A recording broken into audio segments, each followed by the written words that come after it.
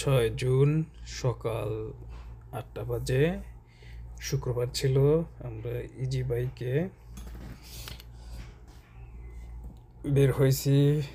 এটা বেড়াইত নদীর পাড় থেকে আপনার 100 ফুট রাস্তা ধরে আমরা নতুন বাজারের দিকে যাচ্ছি। তো সকালবেলা আবহাওয়া খুবই ভালো ছিল।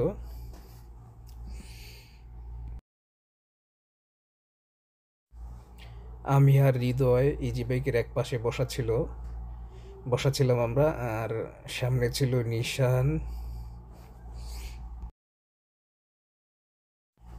যেহেতু 7 তারিখ আগামীকাল ঈদ ছিল, ঈদের আগে ঈদের বাজার এটা বেড়াইত 100 ফুট রাস্তার দুই পাশেই ঈদের গরু ছাগল এগুলো কেনাকাটা হাট বসছিল। আপনারা ভেড়া দেখতে পাচ্ছেন, তারপর ছাগল আছে, গরু আছে। রাস্তার দুই ধারেই ঈদের বাজার ছিল।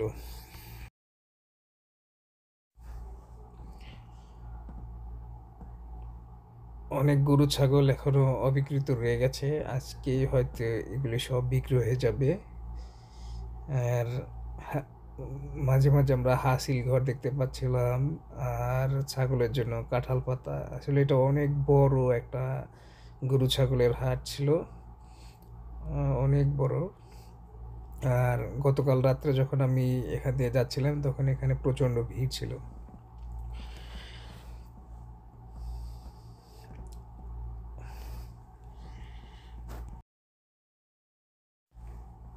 আমি হজরত শাহজালাল ইন্টারন্যাশনাল এয়ারপোর্টের 2 নম্বর টার্মিনালের সামনে, 5 নম্বর গেট, 2 নম্বর টার্মিনালের সামনে বসে অপেক্ষা করছিলাম।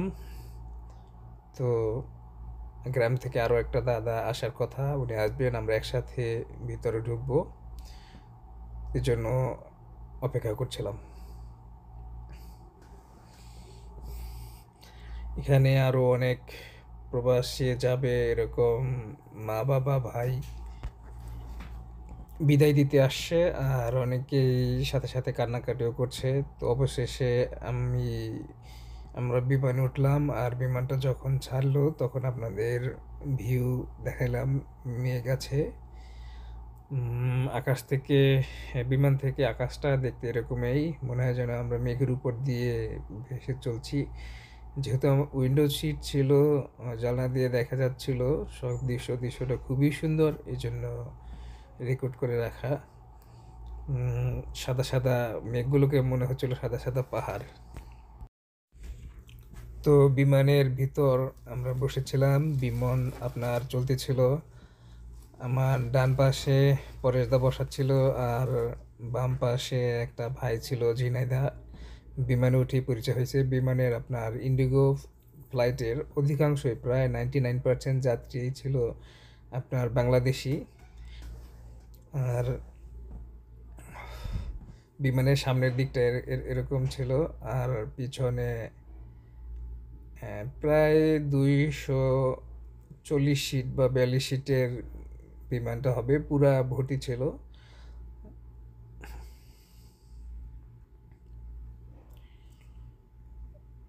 আমরা যখন আকাশে ছিলাম তখন বিমান আর কি এরকম দৃশ্য ছিল।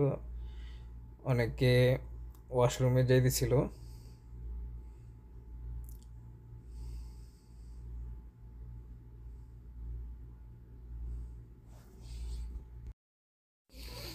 বর্ষার মেঘলা আকাশ, পরন্তু বিকেল বেলা, এই জন্য আকাশের দৃশ্য খুবই সুন্দর ছিল। অনেক মেঘ ছিল, আর মেঘগুলো পুরো সাদা মেঘ ছিল, মেঘগুলো আকাশে ভাসতেছিল। তো মেঘগুলোকে একদম পাহাড়ের মতো লাগছিল, আর মেঘের উপর দিয়ে আমাদের বিমানটা উড়ে যাচ্ছিল। ভিউ দেখতে খুবই সুন্দর লাগছিল। এর জন্যই আসলে ভিডিও করে রাখা বন্ধুরা, আপনাদের দেখানোর জন্য। আর বিমানের ভিতরের দৃশ্য, বিমানের সিটে বসাচ্ছিলাম, বিমানটা খুবই স্মুথলি উঠছিল। এবং যদিও এটা আমার প্রথম বিমান ভ্রমণের অভিজ্ঞতা ছিল, তারপর আমার কাছে খুব ভালো লাগছে। কখনো মানে আতঙ্কের পরিবেশ সৃষ্টি হয় নাই। ইন্ডিগো ফ্লাইটের সবচাইতে যে মানে বিষয়টা হচ্ছে ওদের খাবার যদিও পারচেস করা যায়, তারপরও খাবারের আপনার মানে ভারী কোনো খাবার নাই, সব লাইট খাবার দেয়। যে খাবার খাইয়া আসলে দীর্ঘ ভ্রমণ করা সম্ভব না, দীর্ঘ সময় ভ্রমণ করতে কষ্ট হবে, এজন্য আমরা শুকনা খাবার সাথে নিয়ে আসছিলাম। তো যদি কেউ ভুলবশত খাবার নিয়ে না আসে তাহলে তাদের জন্য অনেক কষ্ট হবে আর কি। এজন্য ইন্ডিগো ফ্লাইটে ভ্রমণ করার আগে আপনারা অবশ্যই খাবার সাথে রাখবেন। বাংলাদেশ পুলিশের আপনার গুলশান একে পুলিশ প্লাজাতে একটা ট্রাভেল এজেন্সি আছে, সেখানে রিজার্ভেশন অফিসার ছিলাম আমি। তো রিজার্ভেশন অফিসার থাকাকালে আমি ইন্ডিগো বিমানের অনেক অভিযোগ শুনছি, কিন্তু ইন ইনফ্লাইট সার্ভিস এবং সব মিলিয়ে আমার কাছে ট্রাভেলটা খুব ভালো মনে হয়েছে অল্প বাজেটের মধ্যে। বন্ধুরা, অবশেষে আমরা মুম্বাই এয়ারপোর্টে নামলাম। এয়ারপোর্টে নামার পর অনেকটা লম্বা রাস্তা ধরে আমরা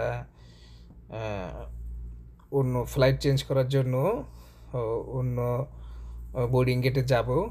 তো মোটামুটি অনেকটা দূর, অনেকটা রাস্তা হেঁটে যেতে হয়। মাঝে মধ্যে আপনার সমান্তরাল রাস্তার চলন্ত সিঁড়ি আছে, ওইটার উপর আমি উঠেছিলাম আর কি। তারপর আপনার ইন্ডিগোর লাউঞ্জের সামনে এসেই দেখলাম যে অনেকটা ভিড়। ওই এখান থেকে আপনার সিস্টেম আছে, ইসের মাধ্যমে ওয়াইফাই কানেকশন নেওয়া যায়। তো আমরা ওয়াইফাই অনেক কষ্ট হয়েছিল, তারপর আমরা ওয়াইফাই কানেকশন নিতে পারছিলাম। কানেকশন নেওয়ার পর আমরা পরিবারের সাথে যোগাযোগ করছিলাম। তো তারপর আমরা লাউঞ্জের ভিতরে ঢুকে আবার নতুন করে সব চেকিং হলো। চেকিং করার পর আমরা উপরে 2 তলায় আসলাম। এটা বিমানের ভিতরেই মার্কেট এখানে। তো আমাদের পরবর্তী ফ্লাইট আপনার মুম্বাই থেকে দাম্মাম, হাতে আমাদের আরও 5 ঘন্টা সময় ছিল, তাই আমরা কোনো রকম তাড়াহুড়া ছাড়াই পুরো মার্কেটটি আস্তে ধীরে সুস্থে ঘুরে ঘুরে দেখছিলাম। অনেক লাক্সারিয়াস একটা মার্কেট এবং খুব ছোটোখাটো জিনিসেরও অনেক দাম। এখানে আমরা দামগুলো দেখছিলাম। এখানে খাবারও ছিল। ক্যামেরায় যে ভাইকে দেখতে পাচ্ছেন, এর বাড়ি আপনার ঝিনাইদহ। বিমানে ওঠার পরে ওনার সাথে আমার পরিচয় হয়েছিল। উনিও দাম্মামে আসছেন আর কি, দাম্মামে যাইতেছেন কাজের জন্য। আমাদের সাথে পরিচয় হয়েছিল আর কি, বাঙালি। তো আমাদের 70-এর বি গেট ছিল, বোর্ডিং গেট। তো অনেকটা দূরেই ছিল। আমরা আবার হেঁটে অনেকটা হাঁটতে হয়েছিল। আবার অনেকে বিমানের এই ভিতরে গাড়ি আছে, ওই সরি বিমান না, এয়ারপোর্টের মধ্যেই গাড়ি আছে, গাড়িতে করে যাওয়া যায়। তো আমরা হেঁটেই যাচ্ছিলাম। আমাদের যেহেতু সময়ের সমস্যা ছিল না, আমাদের তো এয়ারপোর্টে আরও অনেকক্ষণ ওয়েট করতে হবে। তো আমরা হেঁটে পুরা এয়ারপোর্টটা ঘুরে দেখছিলাম আর যাচ্ছিলাম। তো অনেক সুন্দর, দুই পাশে অনেক গেট আছে, বোর্ডিং গেট আছে। বোর্ডিং গেটে যাত্রীরা অপেক্ষা করতেছে। এয়ারপোর্টটা আসলেই এই অনেক সুন্দর। বোর্ডিং গেটগুলো খুব সুন্দর করে, পরিবেশটাও খুব সুন্দর ছিল। তারপর আপনারা বিমানবালাদেরকে দেখতে পাচ্ছেন।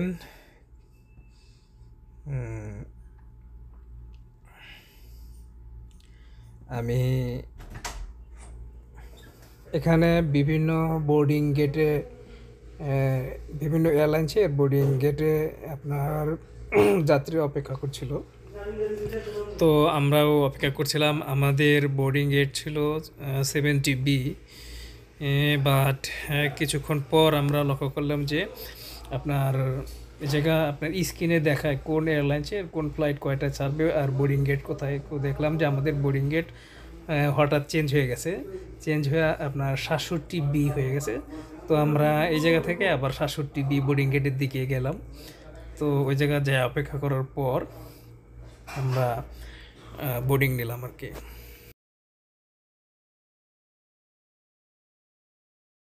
অবশেষে বোর্ডিং গেট দিয়ে ঢুকে বিমানে উঠতেছি আমরা। সামনেই বিমানের ডোর। তো বিমানের ডোর দিয়ে আমরা বিমানের ভিতর ঢুকবো।